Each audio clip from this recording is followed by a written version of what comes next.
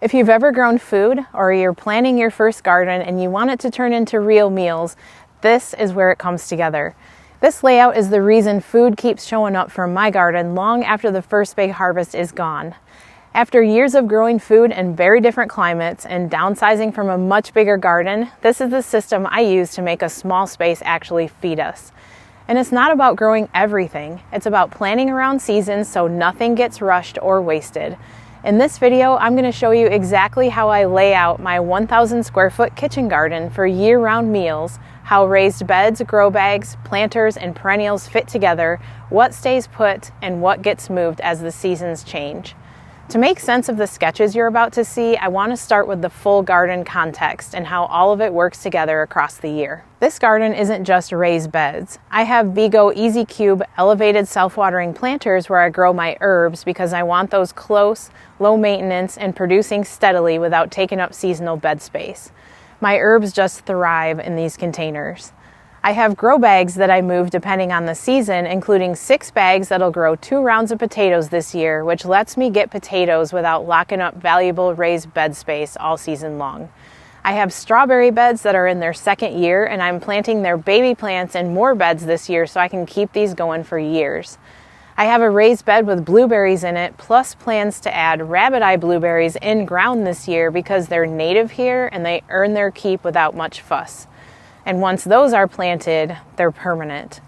I have grow bags with TP trellises that are going to hold pole beans because vertical space is a great way to max out a small garden.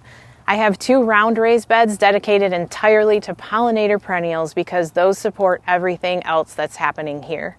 And I have a Vigo self-watering rolling planter with a pomegranate tree because that's a long-term food crop that needs flexibility in my small space so that I can move it if light or weather becomes an issue.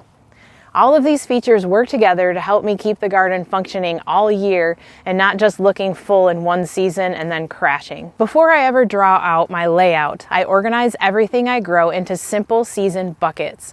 And that's cool season, warm season, and then fall into winter so that I know what actually needs space at the same time and what can and can't overlap. This way of thinking, starting with real space, real time, and a steady rhythm, is the foundation of the system I teach inside my full course called the Intentional Garden System. It's where everything gets simpler instead of more complicated, and it's linked below so that you can go deeper with support and community alongside you to create a garden system that feeds you. With that context in mind, the first season I design around is spring, because spring decides whether the rest of the year works or not. This is my spring layout, one of 3 pages I sketch for the year. Each page is the same footprint, it's just adjusted for what that season needs to do. In these raised beds, I plant fast, flexible crops including lettuce, spinach, radishes, and early brassicas like broccoli. And those are things that give us food quickly and can be harvested small or pulled early like smaller broccoli heads so that they can move out of the way for tomatoes and peppers. My potatoes go into grow bags because they grow so well in those, and that keeps my raised bed space free. And those bags give me early potatoes and then they clear out so that I can use those bags again a little bit later for a fall harvest of potatoes. Herbs, especially perennial ones, which means they go dormant for winter and then they come back every spring, mostly stay in self-watering planters and grow bags because I want them producing steadily without blocking seasonal transitions in my raised beds. I'll tuck some basil in where I have space in those raised beds, but only where it's not going to take up space where I need other crops. When I'm sketching this, I'm not just guessing. I already know which crops need to be done by late spring because they're grouped on my list as the spring cool season crops. And that's what lets me pull something out of the garden early without feeling like I messed up. So spring is where you protect summer without even planting it yet. I learned pretty quickly that the sun can work against you all season if the layout isn't planned around it. And in a small garden, trellises are a huge asset, which you're going to see even more clearly in the next sketch when we get to summer. So let's talk about trellises and sun for a minute. Most of my trellises run north to south, and that's very intentional. As the sun moves across the sky, both sides of the trellis get light, and then nothing sits in full shade all day. That matters when you're growing vertically in a small space and still want productive beds next to it. This orientation works especially well for the trellises I use, which are usually cattle panels, arches, and TP trellises. The teepee trellises are for pole beans and grow bags.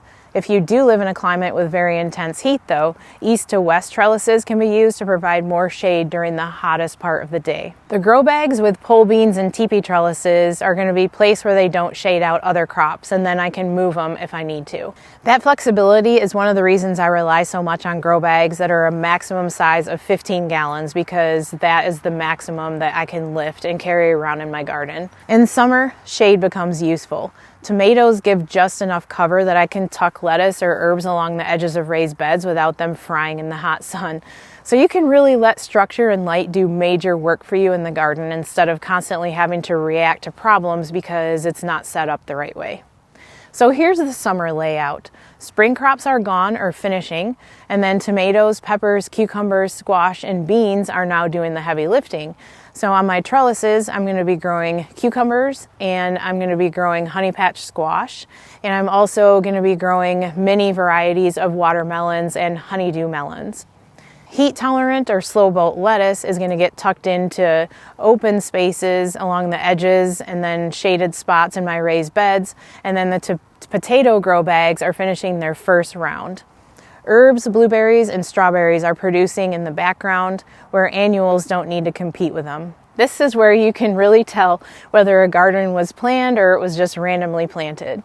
The goal is food showing up through the year and not just one big harvest that's over all at once. I keep my crop lists and planting calendar typed out like in a Google Doc so that I can see the timing clearly, and then I sketch the layout by hand. That's just how I've done it for years, even in my huge garden. And when I actually plant the beds, I use the square foot gardening method so I can maximize space without crowding things out or creating more work for myself later. So when I'm doing my layout pages, I sometimes will use graph paper and sketch out individual beds, because graph paper really helps you divide your beds up into those square foot gardening squares. So none of this works if I plan forward from the dates to maturity on the seed packets. I actually anchor everything to my frost dates first, that's spring and fall, and then I count backward on the calendar. I look at how long a crop takes to be ready for transplant and for it to grow, and I count backward from that frost window to get real start dates. And that's how I know when seeds need to be started indoors, when something needs to be planted outside, and how long I actually have before heat or cold is going to shut it down. Once those dates are on paper, the layout becomes obvious. I can see which crops need to be harvested early, which ones can overlap, and which beds have to clear on time so the next season fits. I keep a planting calendar with real dates on it, all tied back to those frost windows so I'm not guessing in the moment or planting too early or too late. Okay, here's the fall layout. Because summer plants clear on time, fall crops get planted early enough to actually size up before daylight decreases. And for me, that's usually mid-August at the latest. I always add an additional 2 to 3 weeks to crops I plant for fall to winter harvest, because shorter daylight slows plant growth down big time.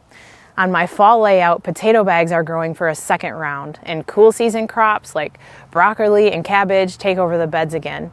Perennials like herbs and bunching onions keep producing, and in most climates, evergreen bunching onions will even be able to be harvested for all or most of winter. Cold hardy lettuces and spinach can be harvested all winter in mild climates under protection, even in unheated greenhouses or cold frames, which is how food keeps showing up when most gardens are done. And don't forget about those long storage crops like your winter squash. This is what the layout makes possible. Food showing up across seasons because the space was planned to turn over on purpose. But even with a solid layout, this is the part that used to trip me up over and over again, both in Michigan and here in South Carolina. I've had spring broccoli that still wasn't done when it was time to plant tomatoes, so I either planted late or ripped out plants that weren't finished. I've planted something that took too long in a bed where I really needed quick crops like lettuce or radishes and paid for it when summer came.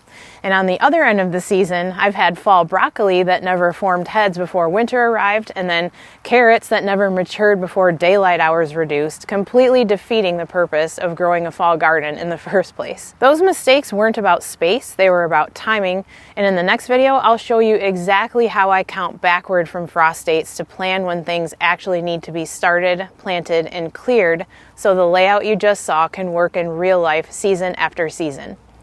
Tap or click the video on your screen now to watch that next, because it'll help you figure out when to plant so you can feel confident about getting more food from your garden. Thank you so much for being here. I appreciate you, and I will see you in the next one.